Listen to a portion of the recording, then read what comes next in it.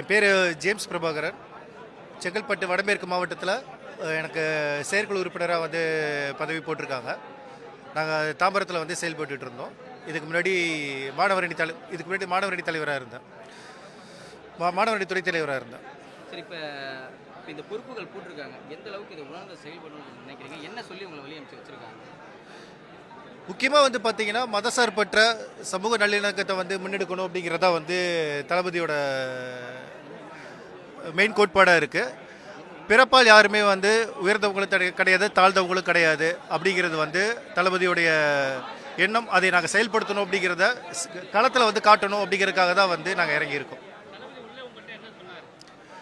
ஆக்சுவலாக வந்து சேர்ந்து பணியாற்றுவோம், நீங்கள் வந்து மக்களுக்கான பணியை வந்து தொடர்ந்து செய்யுங்க அப்படின்னாரு.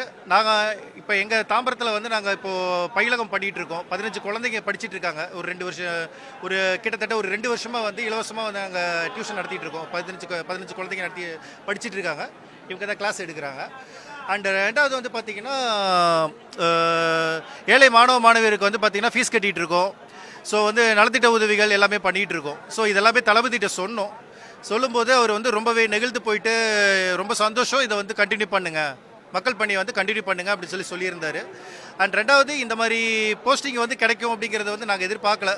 பட் என்னென்னா, எங்களை மாதிரி சாமானியர்களுக்கு தளபதி வந்து எங்களை அங்கீகாரம் கொடுத்துருக்காரு அப்படின்னு நினைக்கும் போது கொஞ்சம் சந்தோஷமாக இருக்குது. இதுக்காக வந்து எங்களை ரெக்கமெண்ட் பண்ணின பொதுச் செயலாளர் அவர்களுக்கும் மாவட்ட செயலாளர் அவர்களுக்கும் எங்களுடைய மக்கள் இயக்கத்தின் மாணவரணி தலைவர் பிரவீன்குமார் அவர்களுக்கும் எங்களோட நன்றி நான் தெரிவிச்சுக்கிறேன். நான் ஓகே, நிச்சயமாக ப்ரோ, நாங்கள் வந்து களத்தில் இறங்கி வேலை பார்த்துட்டு தான் இருக்கோம். ரைட்டுங்களா? மேபி மீடியாஸ்க்கு வந்து அது எக்ஸ்போஸ் ஆகாமல் இருக்கலாம். நாங்கள் வந்து இறங்கி பண்ணிட்டு தான் இருக்கோம். இப்போ கூட மீனவர் பிரச்சனையை வந்து கையில் எடுத்திருக்காங்க. அண்ட் ரெண்டாவது, இந்த மகளிருக்கு எதிரான நடந்த கொடுமைகளுக்காக வந்து பார்த்தீங்கன்னா இறங்கி துணிச்சு போராடி இருக்காங்க. எல்லாமே பண்ணியிருக்காங்க.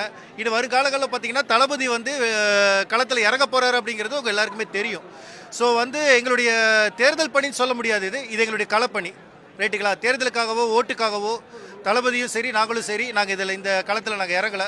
மக்கள் மனசை வந்து அறிஞ்சிக்கிட்டு அவங்களுடைய குறைகளை தீர்க்கணும் அப்படிங்கிறதுக்காக மட்டுமே இந்த தமிழக வெற்றி கழகம். என் பேர் கில்லி சரத். செங்கல்பட்டு வடமேற்கு மாவட்டத்தில் மாவட்ட செயலாளராக என்னை போட்டிருக்காங்க. அதாவது தமிழக வெற்றி கழகத்தின் தலைவர் அவர்கள் இன்னைக்கு என்னை மாவட்ட செயலாளராக தேர்ந்தெடுத்திருக்காரு.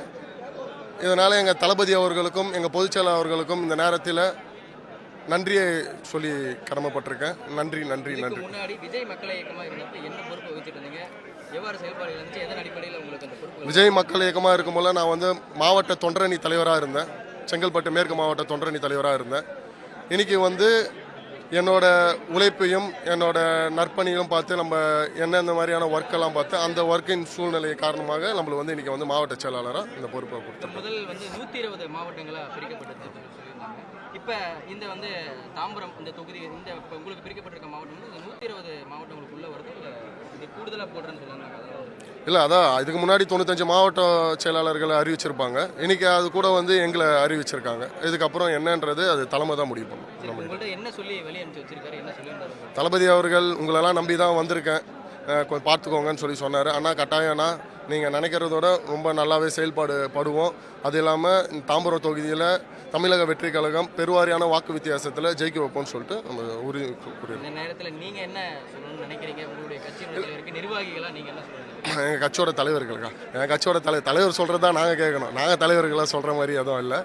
தலைவர்கள் அவர்கள் வந்து எங்களை இந்நேரத்தில் எப்படி சொல்கிறது, 17 வருஷத்துக்கு முன்னாடி நான் வந்து மக்கள் இயக்கத்தில் நான் இணைஞ்சேன். அதாவது அதுக்கு முன்னாடி ரசிகனாக இருந்தோம். அன்றைக்கெல்லாம் நம்மளுக்கு தெரியாது தளபதி அவர்கள் வந்து நாளைக்கு வந்து கட்சி தொடங்குவாரா என்ன ஏது எதுவுமே தெரியாது. நம்ம தளபதி அவர்களை பிடிச்சி ஒரு ரசிகனாக இருந்து நற்பணிகளை செஞ்சு தான் இந்த இடத்துக்கு வந்திருக்கோம். அன்றைக்கி இருந்த சூழ்நிலையில் என்னப்பா நடிகர் கூடலாம் வந்து இருக்கிறீங்க, நடிகர்கள் போய் போஸ்ட் ஓட்டுறீங்க நீங்கள், இன்றைக்கி அந்த மாதிரி பேசின வாயெல்லாம் இன்றைக்கி அப்பா ஒரு தலைவரோட இருக்கீங்க, எங்களுக்கு இந்த ஹெல்ப் பண்ணுங்கன்னு சொல்லிட்டு இன்றைக்கி எங்களை வந்து பார்க்கும்போது அந்த இடத்துக்கு தலைவர் அவர்கள் எங்களை ரசிகனாக இருந்த தொண்டனாக மாற்றி தொண்டனாக இருந்த எங்களை வந்து மாவட்ட செயலாளர்ன்ற ஒரு பொறுப்பை கொடுத்து அவரே நம்பி இருந்த இங்கே தொண்டர்களையும் ரசிகர்களையும் இன்றைக்கி கைவிடலை. அதே மாதிரி வந்து காசு கொடுத்து படம் பார்த்த மக்களையும் இன்றைக்கி கைவிடலை. இன்றைக்கி மக்களுக்காக பல்வேறு நலத்திட்டங்களையும் பல்வேறு நற்பணிகளும் தொடர்ச்சி செஞ்சிட்ருக்காரு. அதை நினைக்கும் போல இந்த மாதிரி ஒரு தலைவரோட இந்த மாதிரியான ஒரு ஹியூமன் பீயிங்கோட நாங்கள் பயணிக்கிறது ரொம்ப ஒரு பெருமையாக நினைக்கிறோம். 2026 தேர்தல் என்ன எப்படி இருக்கும் பணிகள் உங்களுடைய 2026 தேர்தலுக்கான பணிகள் நாங்கள் ஒரு வருடம் முன்னாடியே ரொம்ப தீவிரமாக தொடங்கிட்டோம். ரொம்ப வெறித்தனமாக இருக்கும் தளபதி ஸ்டைலில் சொல்லணும்னா.